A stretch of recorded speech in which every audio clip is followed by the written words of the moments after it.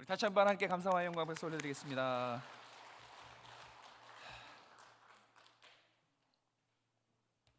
맨날 갑자기 준비해서 다 같이 하는 특성이었는데 오늘은 좀 잘 준비하고 싶었습니다. 특별히 이제 이 찬양을 우리 수련회 가서 할 건데 이 수련회 분위기를 좀 내고 싶었어요. 그래서 이제 기타를 좀 준비하고 우리 두 자매 너무 감사한데 두 자매도 오늘 3부 예배 끝나고 지나가길래 나랑 같이 하자 그래가지고 된 거예요. 우리 반주팀에게도 그냥 악보만 던져주고 우리 알아서 하자 해서 이제 이렇게 했는데 하나님 은혜 받으신 줄로 믿습니다. 감사해요. 이 찬양은 제가 정말 한 주간 계속 들었던 찬양이에요. 이 찬양은 가사에 힘이 있거든요. 그리고 이 찬양을 수련회 때 이제 그때쯤 되면 여러분들이 다 이제 입에서 나오실 정도가 될 거예요. 지금부터 쭉 8월 달까지 계속 돌릴 겁니다. 그래서 한번 생각해 보시죠. 여기 있는 인원들이 지금은 잘 몰라서 그냥 들려오는 가사와 멜로디를 듣겠지만 수련회 저녁 집회 때 이 찬양을 악기팀이 연주해주고 싱어팀이랑 같이 우리 모두가 하나님을 찬양하면 얼마나 굉장할까요? 그죠? 그런 찬양입니다. 그래서 오늘 맛배기 이렇게 맛배기를 좀 보여드렸어요. 조금 더 준비했으면 좋았겠다라는 아쉬움이 있는데 어쨌든 감사합니다. 시간이 많이 지났어요. 오늘 그래서 바로 본론으로 디모데전서 1장 그 뒷부분을 같이 나누려고 합니다. 지난주에 잘 모르실 거죠? 기억 안 나실 겁니다. 거짓 교사들의 거짓 가르침에 대해서 우리가 함께 나눴습니다. 그래서 사람들이 신화와 또 족보와 헛된 말에 미혹에 대해서 신앙에서 이탈되는 일이 에베소 교회에 실제로 일어나고 있었어요. 근데 이거는 오늘날도 마찬가지예요. 오늘날도 주요 이단들이 접근을 해서 기존의 신자들을 이렇게 미혹시킵니다. 그래서 정도에서 벗어나는 일들이 예나 지금이나 물론 앞으로도 있겠죠. 그래서 여러분이 스스로가 정말 여러분의 신앙을 먼저는 잘 지켜야 돼요. 이렇게 미혹되는 일, 그래서 교회를 떠나는 일들이 당시에 있었습니다. 거짓 교사들이 몰래 들어와요. 나도 예수님을 믿어보자 하고 교회에 들어옵니다. 그런데 교회에 들어와서는 막 회집어냈어요. 성경을 자기 마음대로 해석합니다. 이거 진짜 조심해야 돼요. 감동받은 거는 감동받은 거고 성경을 바르게 해석하는 것은 또 다른 거예요. 근데 마음대로 성경을 알레고리적으로 해석하고 막 뜯어 고치는 거죠. 날조까지 합니다. 그래서 성도들의 신앙을 마구 회집어 놓았죠. 바울이 오늘 에베소 교회 성도들에게 하고 싶은 말은 뭐냐면 진리를 알아야 된다는 거예요. 그런데 진리를 알기 위해서 먼저 거짓이 뭔지 알아야 된다. 이단의 오류, 이단의 신학적 오류, 어느 성경에서 잘못됐는지 그런 신학적 오류도 알아야 된다. 또 율법주의라든지 율법 폐기론이라든지 이런 이단들을 알아야 된다는 것입니다. 그런데 가장 중요한 것은 뭐냐면, 가장 말하고 싶은 것은 뭐냐면 이런 신학적인 오류도 알아야 되고 율법 폐기론이라든지 율법주의 뭔지를 알아야 되지만 가장 중요한 것은 바른 교훈이다. 진리를 일단은 열심히 배워야 된다는 거예요. 정작 진리를 빼고 다른 것을 배우는 것은 아무 소용이 없다는 거예요. 진리가 있는데, 바른 교훈이 있는데 그걸 쏙 빼고 이단이 뭔지, 이단의 신학적 오류가 뭔지 이런 거 아무 소용이 없다는 거예요. 진리를 알아야 돼요. 기준은 바른 교훈이어야 돼요. 저는 이거를 되게 공감을 해요. 참 부끄러운 얘기지만 제 청년 때 정말 한번 후회를 한 적이 있습니다. 우리 청년들 좀 잘 들어주십시오. 여러분의 이야기일 수 있어요. 저는 청년 때 지금 신앙생활을 정말 열심히 했습니다. 제가 목장 리더, 우리로 따지면 목장 리더도 정말 한 장기간 10년 했었던 것 같아요. 목장 리더도 장기간 하고 저 나름대로 신학책이라든지 신학서적을 사서 공부도 했습니다. 그러니까 평신도 사역자처럼 그렇게 청년부를 섬겼어요. 그리고 신학교 강의도 들어서 어느 정도 이제 설명할 수 있을 정도로. 그러니까 평신도에서는 정말 공부를 열심히 했습니다. 왜냐하면 제가 목장 리더였기 때문에 후배들한테 가르쳐주는 그런 역할이었어요. 그러다 보니까 책도 사야 되고 강의도 들어야 되고 주석들도 찾아보고 막 그랬습니다. 그런데 충격적인 사실은 뭐냐면 제가 그렇게 열심히 10여 년 청년부 선배로서 제 역할을 충실히 했지만 제가 알고 봤더니 신앙의 핵심이 뭔지 몰랐어요. 그러니까 목회자가 주는 대로 그냥 다 받아 배웠죠. 그냥 저는 그게 다 필수 주제, 그러니까 제일 중요한 본질적인 내용인 줄 알고 그냥 다 주는 대로 받아서 수용했어요. 근데 나중에 보니까 정말 기가 막히게 핵심만 다 피하고 배웠어요. 이게 얼마나 속이 상한 일인 줄 아십니까? 이 청년의 황금기에 이 배워야 될 핵심 부분들은 다 피해서 굳이 안 배워도 되는 것들을 열심히 배웠어요. 그러니까 저는 분별력이 없었어요. 아마 우리 청년들과 여러분들도 마찬가지예요. 뭐가 중요하게 배워야 되는지, 뭐가 부수적인지 사실 고민도 안 하고 모르죠. 그냥 가르쳐주면 무비판적으로 다 수용하죠. 제가 청년부 때 그랬어요. 그리고 신학교에 와보니까 아닌 거예요. 반드시 가르쳐야 될, 교회가 성도들에게 반드시 가르쳐야 될 필수 과목이 있고요, 굳이 안 가르쳐도 될 선택 과목이 있었던 거예요. 그러니까 저는 필수 과목은 다 빼고 선택 과목만 다 배운 거예요. 너무 속상했습니다. 막 화가 나고요.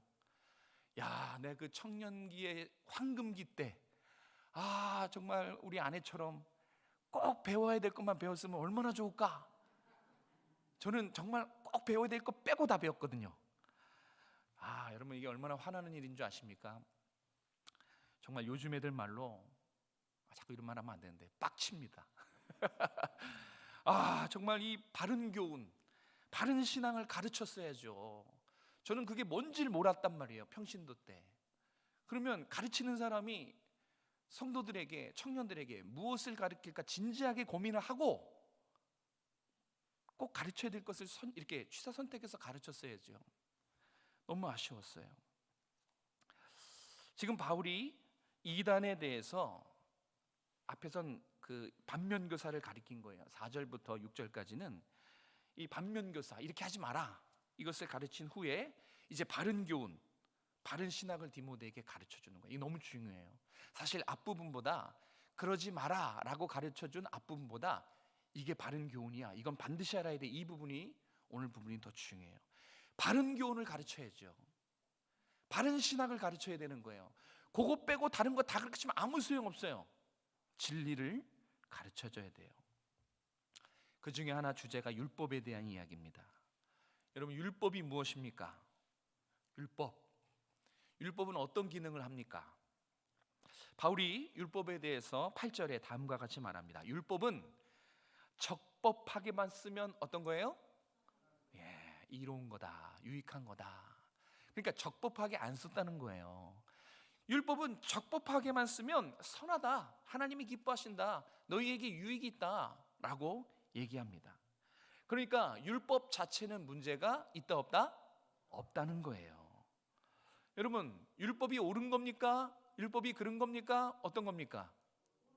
판단할 수 없다는 거예요. 율법은 율법이에요.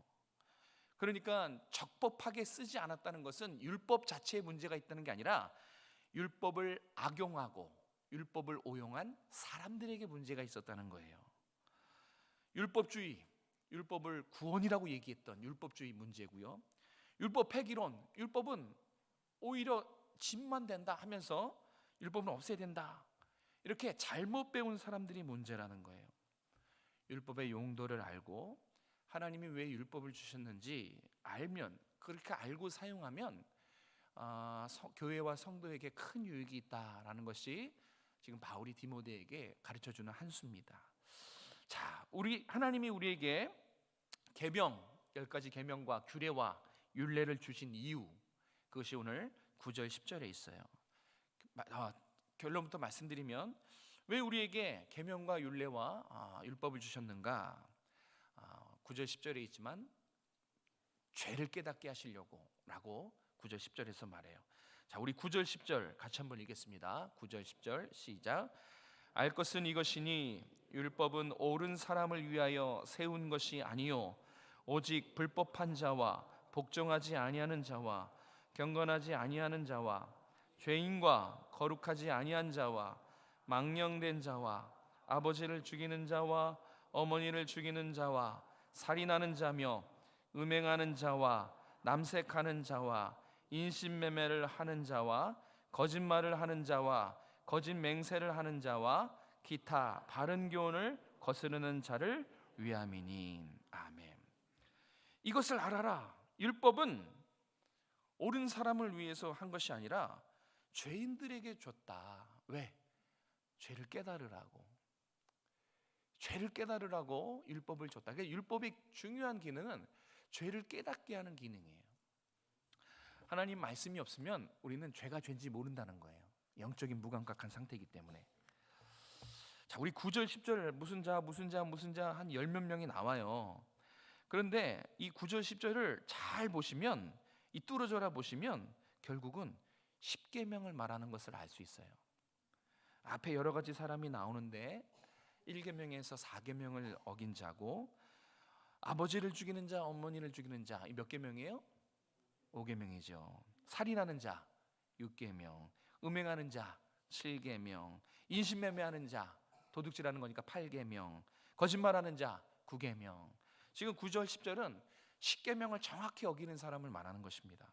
율법은 이렇게 계명을 어긴 사람들이 내가 지금 잘못하고 있구나, 이걸 깨닫게 하기 위해서 율례와 규례와 계명을 주신 것이다 라고 지금 이야기해 주는 것입니다. 이게 율법의 기능이에요. 하나님 말씀이 없었다면 우리는 죄를 죄로 여기지 않았을 것이며, 죄라고 해도 이해도 못하고 인정도 못할 것입니다. 그래서 율법의 중요한 기능은 죄를 깨닫게 하는 기능이 있어요. 죄가 뭔지 모르는 무감각한 사람이 있습니다. 그 사람이 교회에 와서 성경을 배웁니다.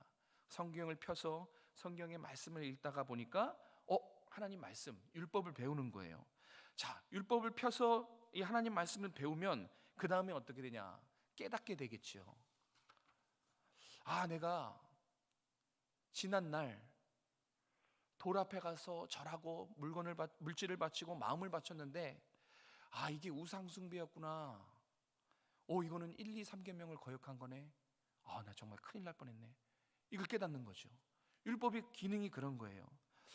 말씀대로 살지 못한 거 그런 거구나 하고 했는데, 성경 말씀을 통해서 말씀대로 살지 못한 것이 죄라는 것을 깨달아요. 율법이 그것을 가르쳐 주기 때문에 그래요. 하나님 보시기에 죄라는 것을 이제 깨닫는 것이죠.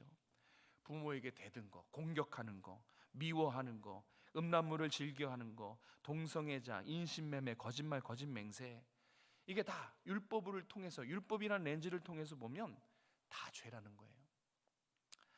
율법은 보십시오. 계명만 생각하더라도 무엇을 해라, 무엇을 하지 말라 아주 정확하게 말하죠. 우리가 무엇을 해야 되는지 성경은 말합니다. 우리가 무엇을 하지 말아야 되는지 계명은 알려줍니다. 어떤 기준에서? 우리의 기준이 아니에요. 하나님의 기준에서, 하나님의 거룩함의 기준에서 하라고 하는 것이 있고요, 하나님의 거룩함의 기준에서 하지 말라고 하는 것, 그게 바로 율법과 규례와 계명입니다. 이걸 알고 계셔야 돼요.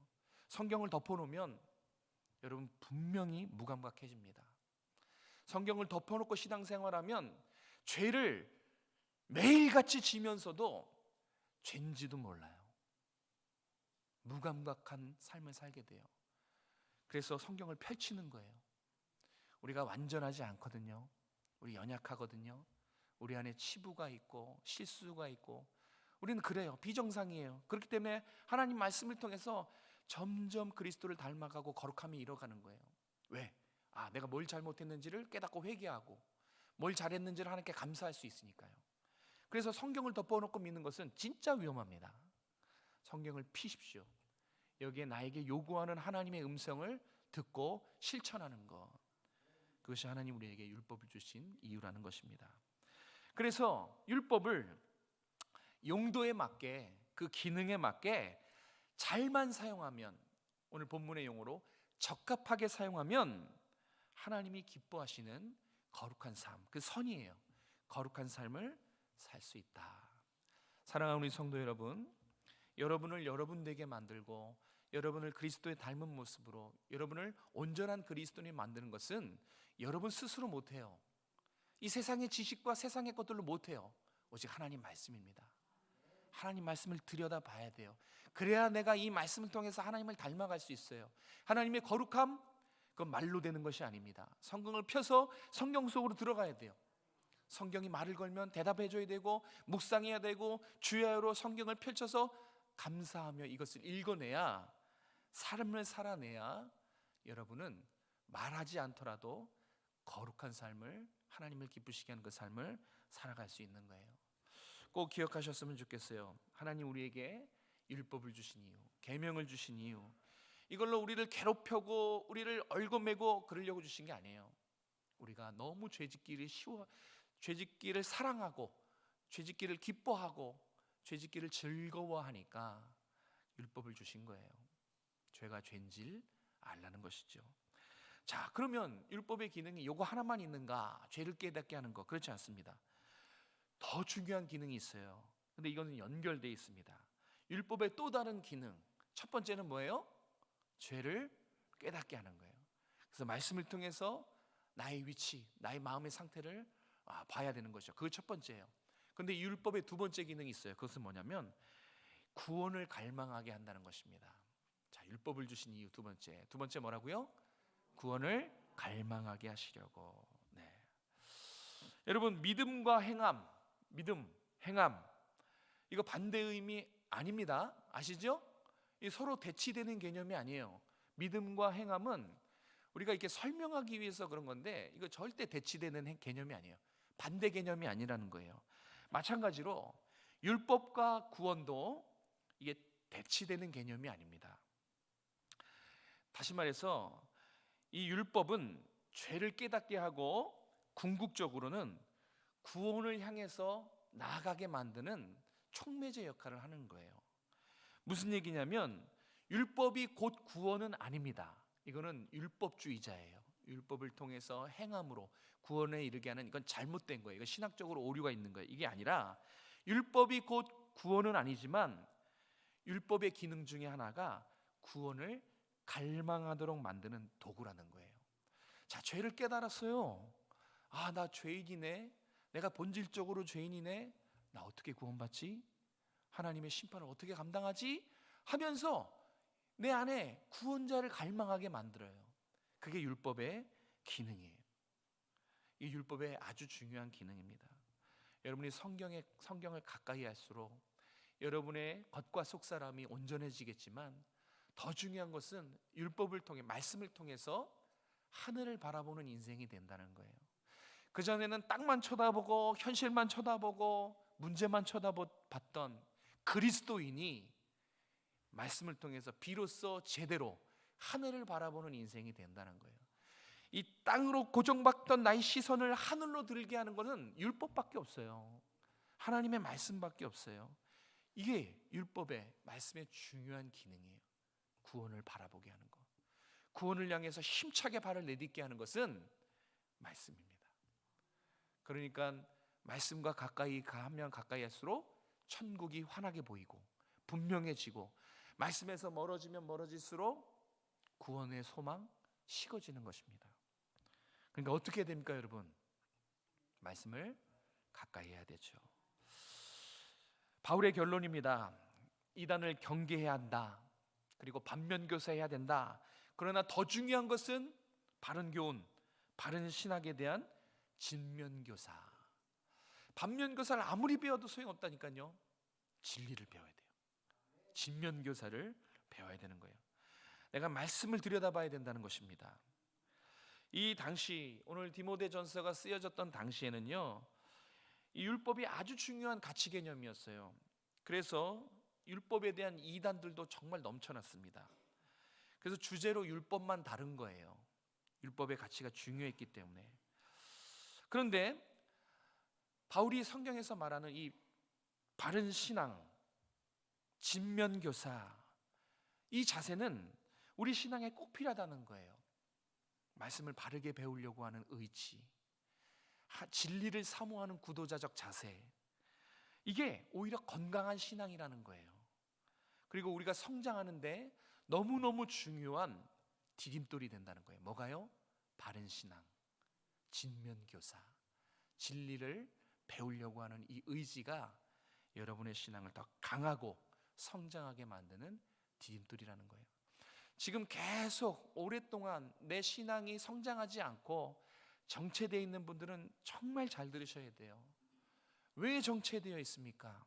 어째서 정체되어 있습니까? 진리를 배워야 되는 거예요. 그래야 정체되어 있던 내 신앙이 조금씩 올라가는 거예요. 진리를 사모하고 말씀을 펴서 상고해야 되는 것입니다. 이 바른 신앙, 진면교사, 이것이 우리의 삶에 너무너무 필요한 재료예요. 신앙 정말 잘 배워야 됩니다, 여러분. 신앙 정말 잘 배워야 돼요. 적당히 하면 안 된다는 거예요. 진리를 대하면서 진리를 배우고 있는데, 지금 여러분들 진리 배우고 있는 거예요. 진리를 배우고 있는데 적당히가 웬 말입니까? 진리인데. 신앙 진짜 잘 배워야 되는 거예요. 진리를 대하기 때문에 그렇습니다. 적당히 하면 안 되는 거예요. 바르게 가르치는 사역자들이 우리 교회 많잖아요. 바르게 가르치기 위해서 노력하잖아요. 그런 어떻게 하면 성도들을 하나님 말씀을 먹이고 선택 과목이 아니라, 저와 같이 되지 않도록 선택 과목이 아니라 필수 과목을 가르칠 수 있을까 고민하고, 그런 사역자를 두고서, 곁에 두고서 대충 배우려는 심리. 누가 그렇게 얘기하더라고요. 대충 배우려는 심리. 이것은 너무 안타깝습니다. 손만 뻗으면 닿을 수 있는 곳에 진리를 가르쳐 줄 수 있는 사람이 있는데 그냥 대충 배우려고 하는 이 심리, 이것은 여러분 다 쓰레기통에 갖다 버리십시오. 여러분에게 도움이 안 돼요. 정말 우리 사역자들이 여러분의 눈빛을 보고 여러분의 신앙과 심장에 그리스도의 복음의 바른 진리를 가르치기 위해서 불철주야 노력할 수 있도록 기도로 동역해 주셔야 되고, 여러분은 그것을 요구할 권리가 있어요. 저는 제가 안 중요한 것을 아주 열심히 배워봐서 압니다. 정말 후회 막심이 뭔지를 압니다. 제가 그것을 알기 때문에 제가 담임 목사로 사역하는 동안 적어도 여러분에게는 저와 같은 실수를 하지 않게 하려고 저는 정말 최선을 다할 거예요. 시간이 얼마나 아까운 줄 아십니까? 인생 낭비라는 생각이 지울 수가 없어요. 여러분만큼은 정말 교회에서 반드시 가르쳐야 될 거, 선택 과목이 아니라 필수 과목, 이런 것들을 가르칠 겁니다. 제가 따라다니면서 가르칠 겁니다. 여러분들은 따라오시기만 하면 돼요. 어려울 거 없잖아요. 따라오시기만 하면 돼요. 양육반을 개설하면 관심만 가져주시면 됩니다.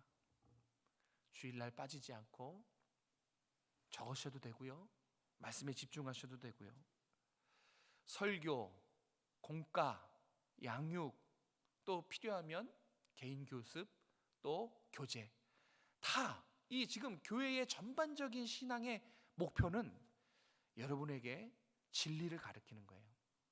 새벽에도 그렇고 수요도 그렇고 금요도 그렇고, 어떻게 해서든지 말씀의 바른 의미를 꺼내서 우물에서 물을 기르듯이 꺼내서 전달하는 거예요. 그 일을 위해서 제가 여기 있습니다. 저는 왜 그렇게 할까요?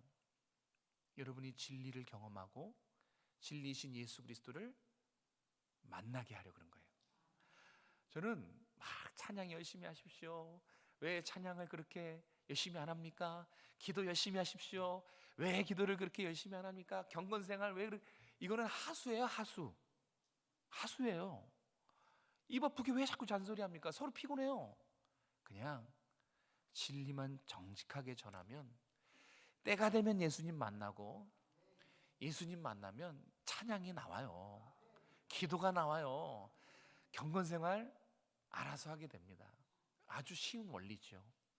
여러분이 예수님 만나고 초심을 다시 회복하면 여러분의 신앙 정말 멋진 신앙이 될 것입니다.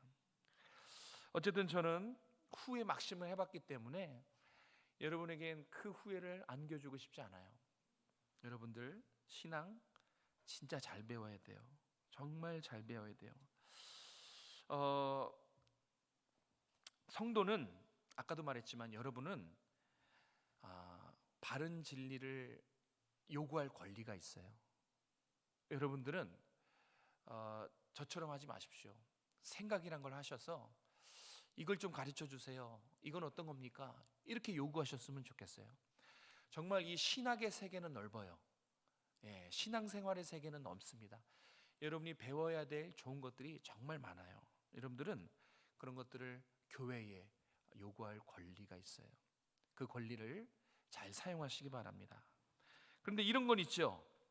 처세술 이런 것 좀 가르쳐 주십시오. 행복의 비결, 긍정의 힘, 인간관계 문제 해결, 성공 심리.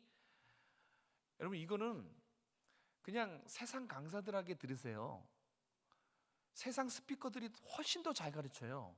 이런 것들은, 이런 주제들은 세상 강사들한테, 유명 연예인들 강사들한테 배우시고요. 저는 사실 이걸 가르칠 능력이 없어요. 어떻게 문제 해결하는지, 인간적인 성공을 어떻게 이루는지, 긍정의 힘을 어떻게 이용하는지, 처세술, 관계 이런 거 사실 이 세상의 이 전문가들보다 사실 형편이 없어요. 그리고 저는 이런 걸 가르치고 싶지도 않아요. 그런데 여러분이 저한테 꼭 배워야 될 게 있어요. 다른 사람이 아니라 이것만큼은 제가 양보할 수 없는 주제들. 하나님, 죄, 인간, 구원, 그리스도, 세계관, 종말, 천국, 지옥. 이건 다른 데서 배우시면 안 돼요. 이건 꼭 저한테서만 배워야 돼요. 성경 공부하러 밖에 나가지 말라는 거예요. 이거는 제가 잘 가르칠 수 있어요. 이게 꼭 필요한 주제들이고 이것에 대해서 좋은 책들이 많아 있어요. 이런 주제들은 세상에서 가르쳐 준다고 해도 가지 마십시오. 다른 교회에서도 가르쳐 준다고 해도 가지 마십시오. 교회에서 다 가능합니다. 이런 주제들은 제가 여러분에게 꼭 가르칠 거예요. 저는 제가 경험해서 알아요. 선택 과목이 뭔지, 필수 과목인지 전 정확히 취사 선택할 수 있거든요. 제가 여러분에게 여러분이 주님 만나고 올바른 신앙생활 성장하는데 그래서 부름 받았고 또 우리 전도사님도 강도사님도 우리 함께 할 거예요. 우리 사역자들이 여러분의 한 영혼 한 영혼의 신앙을 정말 천국으로 주님께 갈 수 있도록 기도도 하겠지만 열심히 연구할 것입니다. 여러분이 할 일이 있어요. 여러분이 할 일은 따라오시기만 하면 돼요. 아멘이십니까? 여기에 한 가지, 그래도 조금은 배움에 힘내주셨으면 좋겠어요. 여러분이 열심히 배우려고 하면 우리 사역자들이 너무 신날 것 같아요. 너무 신나고 또 긴장도 되고 그래야 돼요. 너무 게을러지고 나태해지면 서로 죽는 겁니다. 여러분이 질문도 해주고 배우려고 하고 적극적으로 다가와 주면 우리도 신나고 긴장도 해서 공부도 더 하고 그런 것입니다. 우리 교회가 배움에 힘쓰는 교회가 됐으면 좋겠어요. 그리고 또 한 가지, 옆에 사람 보시고 그 옆에 사람과 열심히 사랑을 나누는 교회가 됐으면 좋겠어요.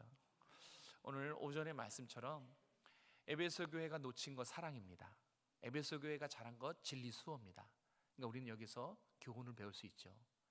열심히 배우고 열심히 사랑하고. 그래서 주님 오실 날까지 우리 교회는 평안하여 든든히 세워져가는 그런 교회가 되기를 너무 바랍니다. 우리 함께 기도하면서 그런 교회 세워갔으면 좋겠습니다. 기도하겠습니다. 살아계신 하나님 감사합니다.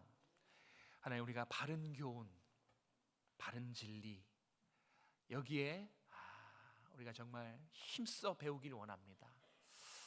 세상 다른 어떤 것보다 우리가 진리에 감사하고 진리에 목말라한 영혼 되길 원합니다.